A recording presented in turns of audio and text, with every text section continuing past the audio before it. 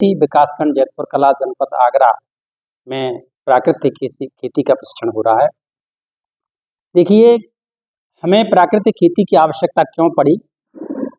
चूँकि हमने रासायनिक खेती में अनाधुंध उर्वरकों के प्रयोग करने से, अनाधुंध कीटनाशियों के प्रयोग करने से, पानी के अत्यधिक दोहन से हमने ऐसी स्थिति पैदा कर ली है कि मिट्टी के लाभकारी जीवाणु प्राय सब नष्ट हो गए हैं।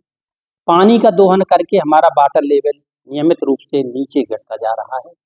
हमें जो खान पीन के लिए जो सामान मिल रहे हैं वो सारे जहरीले और विषैले हैं, जिनको खा पी करके हम बीमारियों के शिकार हो रहे हैं।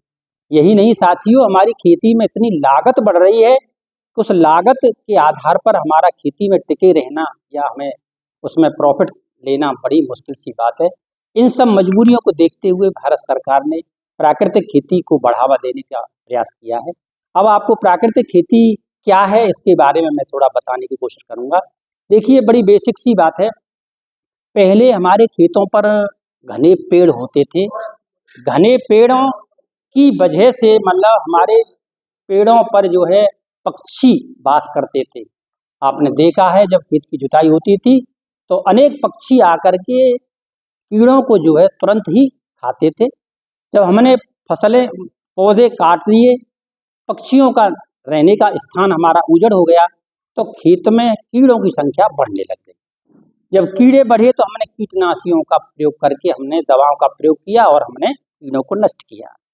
हमने अपने खेत में अत्यधिक रासायनों का प्रयोग किया, जैसा कि मैंने बताया DAP, यूरिया और पेस्टिसाइड का प्रयोग करने से हमारे मिट्टी में जो लाभकारी जीवाणु थे वो हमने नष्ट कर लिए।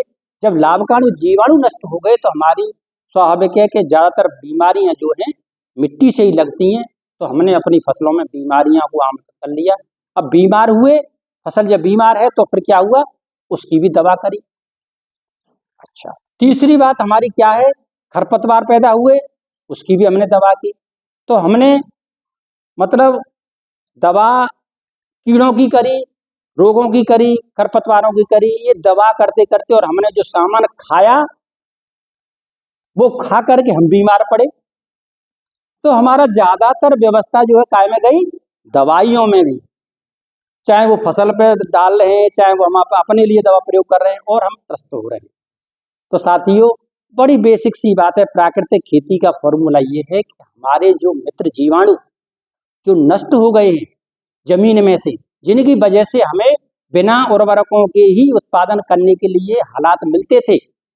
आपने कभी प्रैक्टिकली देखा होगा कि एक आपका बहुत बढ़िया खेत है जिसमें आपने सब कुछ दिया है, सिंचाई भी की है, उर्वरक भी किए हैं, लेकिन एक पौधा ऐसा है जो खेत से हटके रेलवे लाइन या सड़क के किनारे या नहर के किनारे है, उसकी फसल जो है हमारे सामान्य खेत से अच्छी होती है। क्यों? हमने वहाँ उर्वरक तो नहीं दिए, वहाँ केवल बैक्टीरिया है। कहते हैं रहीमन बिरवा खेत में सींचे ते कुमलाए, रहे भरोसे राम के पत्थर पर हरियाए। सच्चाई यही है कि वहाँ हमारे बैक्टीरिया है। तो प्राकृतिक खेती में हमें यह है कि किसी तरीके से हमें जो हमारे माइक्रो ऑर्गेनिज्म है, जो हमारी डाइवर्सिटी है बायो से, उसको जो है कैसे भी बढ़ाना है। उस बढ़ाने के बेसिक तरीके मैं आपको बताऊं। यहाँ पर जैसे हमारा आपका जो है जैसे बीजामृत है, बीजामृत से हम बीज शोधन करते हैं।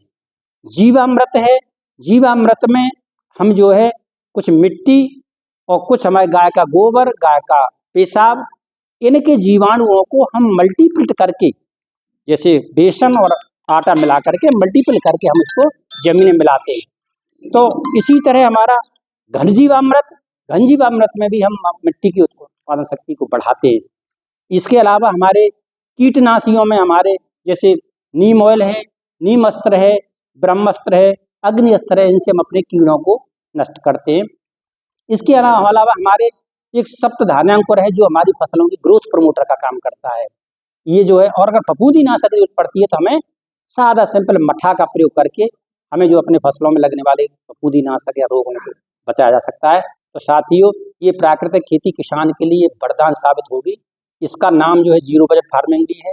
तो मैं जो बता रहा हूँ इन चीज़ों को विस्तार से जो मैंने आइटम बताए, इनको आप अगर अपनाएंगे और प्राकृतिक खेती को अपनाएंगे तो निश्चित रूप से आपके उत्पादन में बढ़ोतरी होगी और आपकी खेती भी लाभकारी होगी और आपके चेहरा पे मुस्कान आएगी, स्वस्थ रहेंगे, मस्त रहेंगे। धन्यवाद साथियों।